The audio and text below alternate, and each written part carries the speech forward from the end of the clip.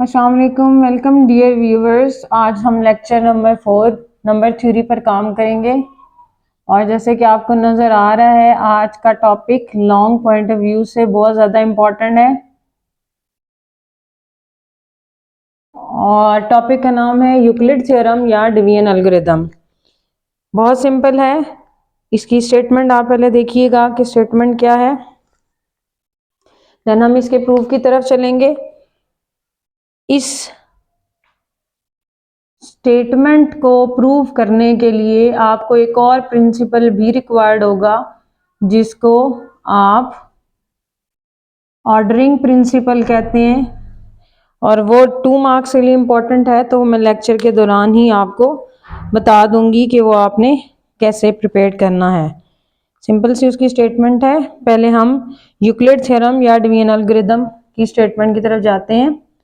कहता है लेट, ये स्टेट एंड प्रूफ के तौर पर आता है, A B belongs to set of integers. ये पहली बात होगी। दूसरी, ए ग्रेटर देन बी, मतलब आपने दोनों नंबर बराबर नहीं लेने, दूसरी बात होगी। और जो छोटा वाला नंबर है वो 0 के इक्वल भी नहीं होना चाहिए, ये तीसरी बात होगी। अगर ये तीनों बातें आपने ले ली तो देन इन दो के बदले आपको दो और इंटीजर्स मिलेंगे। then there exist two integers और वो इंटीजर्स कौन से होंगे, Q and R, such that कि आप लिख सकेंगे A is equals to B Q plus R, और R पर कंडीशन होगी या तो वो ग्रेटर एंड इक्वल टू 0 होगा या वो लेस देन B होगा। ये स्टेटमेंट है। इस स्टेटमेंट को समझने के लिए आपको एक वर्बल एग्जाम्पल दूंगी, मैथमेटिकल एग्जाम्पल। वो पहले आप देखिएगा। एग्जाम्पल में ये वाली स्टेटमेंट आपने समझनी है किस तरीके से।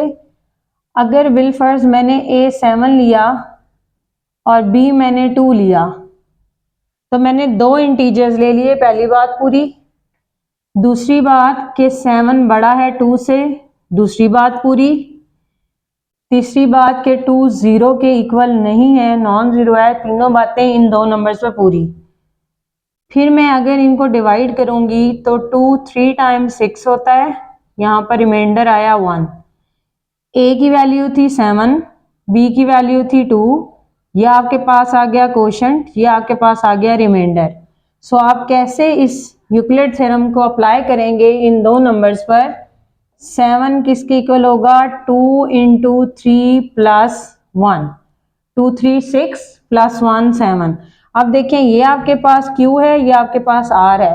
दुनिया में जो बंदा भी इसको डिवाइड करेगा उसके पास क्वेश्चन और रिमाइंडर सेम ही आएंगे, तो ये आपके पास क्वेश्चन और रिमाइंडर यूनिक हैं।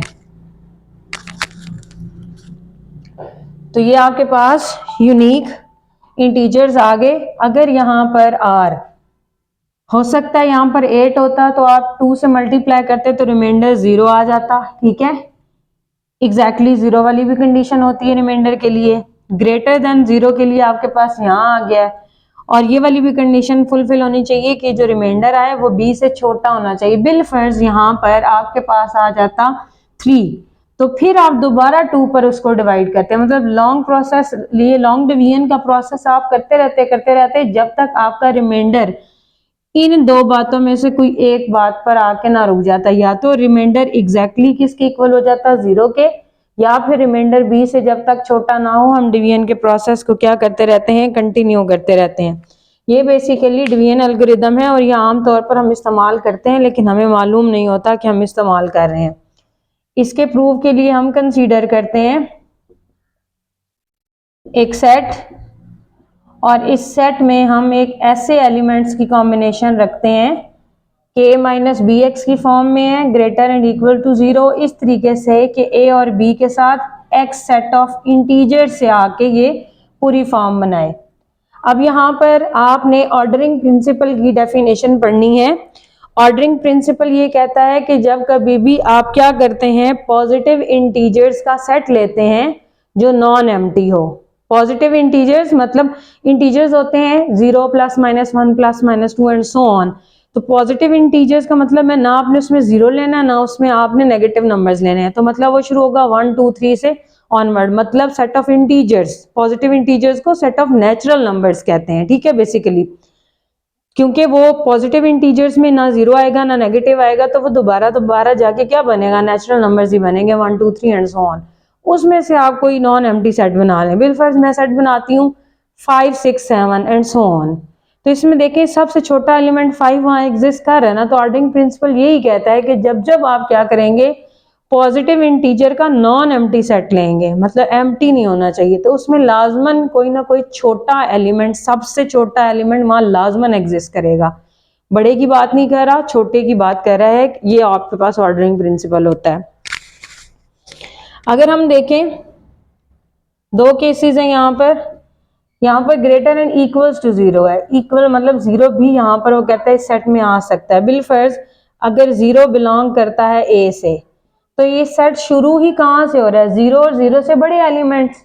तो 0 फिर अगर इसके अंदर है तो बाकी सब तो 0 से बड़े हैं, तो सबसे छोटा एलिमेंट कौन सा हुआ, 0 हुआ। If 0 belongs to A then it is least. फिर ये कौन सा एलिमेंट होगा आपके पास, then it is least element. ये आपके पास हो गया लीस्ट एलिमेंट। अब ये भी तो हो सकता है कि 0 इसमें हो ही ना। If 0 does not belongs to A then by ordering principle, फिर ऑर्डरिंग प्रिंसिपल आपको ये बताता है क्या, there exist a least element in A. कहता है अगर ये 0 ना हुआ, 0 के अलावा कोई नंबर हुआ, तो फिर ये 1 होगा, 2 हो सकता है, मतलब 0 से बड़े बड़े नंबर्स हो सकते हैं, ठीक है। अगर ये 0 से बड़े बड़े नंबर होंगे तो फिर यहाँ पर एक सेट बनेगा, वो पॉजिटिव इंटीजर का होगा लेकिन नॉन एम्प्टी होगा, ठीक है। अगर पॉजिटिव इंटीजर का सेट हो और वो नॉन एम्प्टी हो तो उसमें लाजमन कोई ना कोई लीस्ट एलिमेंट होता है, ठीक है। सपोज करते हैं कि वो जो लीस्ट एलिमेंट है वो आर है। सपोज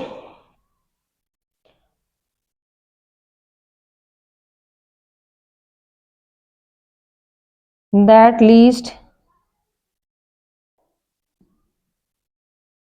एलिमेंट इज आर, और उस पर कंडीशन है कि वो 0 नहीं है, क्योंकि 0 इस केस में है ही नहीं, ठीक है। 0 डज नॉट बिलोंग्स टू ए, तो आर फिर 0 के इक्वल नहीं होगा। अगर अगर ये इसके पास लीस्ट एलिमेंट है, देन हम कहेंगे then there exist an integer, एक इंटीजर एग्जिस्ट सच दैट, वो इंटीजर स्पेसिफिकली उसने कह दिया है क्यू बिलोंग्स टू जेड। अब यहाँ पर बात गौर करनी है आपने, अगर ये आर जो है इस सेट ए में है तो इसका स्ट्रक्चर ऐसा होगा, यहाँ पर x सेट ऑफ इंटीजर से आ रहा है तो हर नंबर के लिए x चेंज होगा। जो r के लिए x आ रहा है वो मैंने q ले लिया है, तो मेरा यहाँ पर फॉर्म क्या बन जाएगी इसकी, r is equal to a minus B Q, और वो क्या है, ग्रेटर देन 0।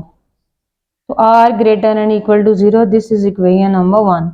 अब अगर आप यहाँ पर देखें तो ये वाला पोर्शन आपका कंप्लीट हो चुका है, r greater and equal to 0। अब आपने क्या करना है, अब आपने ये वाला पोर्शन प्रूव करना है कि r less than b। r less than b के लिए हम क्या करेंगे, कॉन्ट्रैरी सपोज करेंगे। हमें पता है कंपैरिजन के 3 सिंबल होते हैं, लेस देन, ग्रेटर देन और इक्वल। यहाँ पर देखें लेस देन वाला इस्तेमाल करना हमने प्रूव, हमें लेस देन वाला चाहिए, तो बाकी कौन से 2 सिंबल्स रह गए, ग्रेटर देन वाला और इक्वल वाला, वो हम कंट्रैरी में सपोज कर लेते हैं। सपोज ऑन कंट्रैरी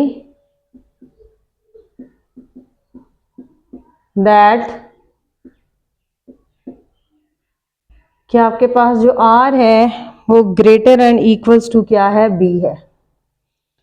अगर ये r greater and equals to b है तो इसका मतलब है r माइनस बी भी ग्रेटर एंड इक्वल्स टू 0 होगा। यहाँ पर अब वो r की वैल्यू लगा दें a minus B q minus b greater and equals to 0। यहाँ से आप माइनस बी कॉमन ले लें q plus 1 greater and equals to 0। अब यहाँ पर गौर करें, q आ रहा था सेट ऑफ इंटीजर से और उसमें अगर हम एक प्लस कर दें फिर भी वो इंटीजर आएगा, मतलब ये q प्लस 1 बिलोंग कर रहा है किससे, z से। ये सारा स्ट्रक्चर तो ऐसा नहीं हो गया a माइनस बी और यहाँ पर q plus 1 set of integer से आ रहा है। इसका मतलब है ये सारा एलिमेंट किसका है, ये सारा एलिमेंट a का है। ये सारा एलिमेंट किसके बराबर है, ये सारा एलिमेंट r माइनस बी के बराबर है।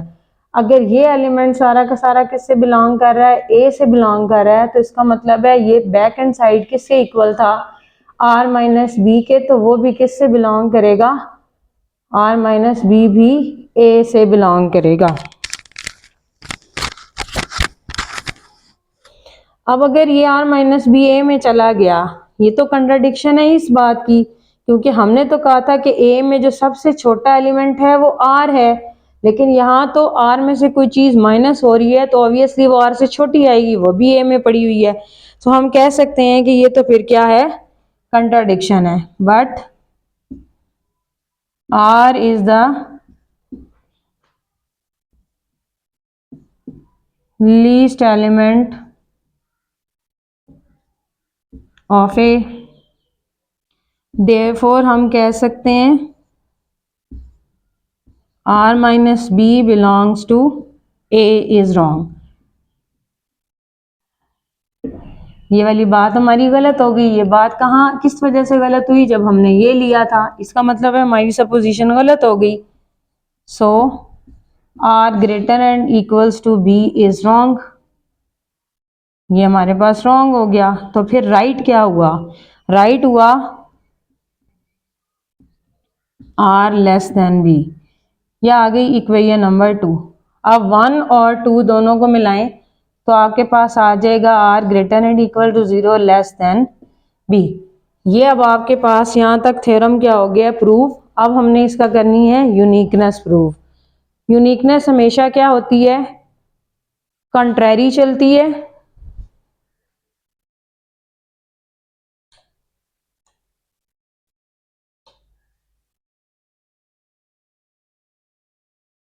कैसे कंट्रेरी यूनिकनेस इसकी देखते हैं।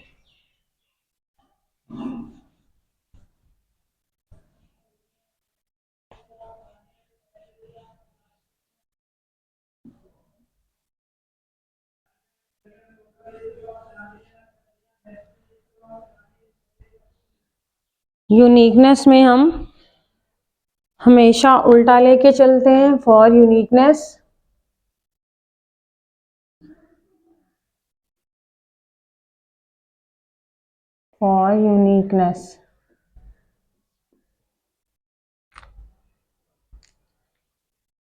हम कहते हैं लेट अस सपोज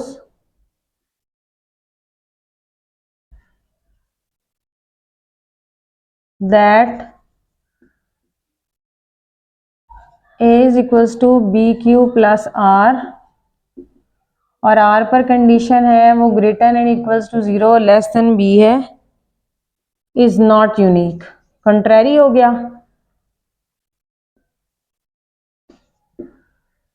अगर ये यूनिक नहीं है तो there exist integers q1 and r1 such that कि हम a का एक और स्ट्रक्चर लिख सकते हैं bq1 प्लस r1, और r1 पर भी कंडीशन है कि वो 0 से बड़ा है और लेस देन क्या है b।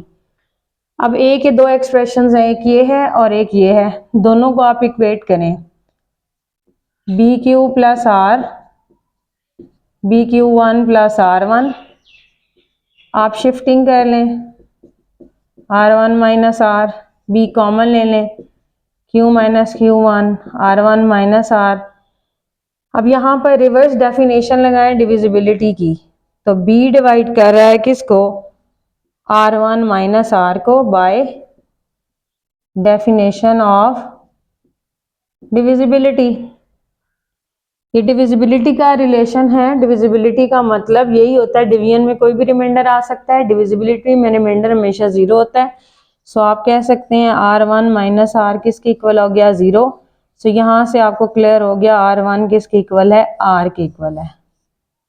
जब मैं इस चीज को यहाँ पर सब्स्टिट्यूट करूंगी, इस इक्वेशन को आप 4 का नाम दे दें। अगर 3 पहले दी हुई है तो ये ऑब्वियसली क्या हो जाएगी 4, अगर 3 नहीं दी हुई तो फिर इसको 3 दे लीजिएगा। इसको आप यहाँ पर लगाएं, b into q minus Q1 is equal to 0। Theorem के स्टार्ट में आप कह चुके हैं कि b 0 नहीं है, फिर q माइनस Q1 0 होगा। अगर q माइनस Q1 0 है तो इसका मतलब है q किसके इक्वल है, Q1 के इक्वल है। यहां से हमें ये बहुत क्लियर हो गया कि हम जो भी Q और R के अलावा इंटीजर्स ले रहे हैं वो दोबारा घूम फिर के इन्हीं के इक्वल आ जाते हैं। हमने Q1 और R1 लिए थे, वो दोबारा इन दोनों के बराबर आ गए। फिर Q2 और R2 लेंगे, वो दोबारा इनके इक्वल आ जाएंगे। इसका मतलब है ये इंटीजर्स वो आपके क्या हैं, यूनिक हैं। यहाँ इसकी क्या होगी, यूनिकनेस प्रूव होगी। Hence Q and R are unique integers. Hopefully आपको लेक्चर समझ आया होगा। फिर भी अगर कोई मसला हो तो आप कमेंट सेक्शन में आ सकते हैं। अपना बहुत ज़्यादा ख्याल रखें। मैथ्स बॉक्स की टीम को अपनी दुआ में याद रखें। अल्लाह हाफिज़।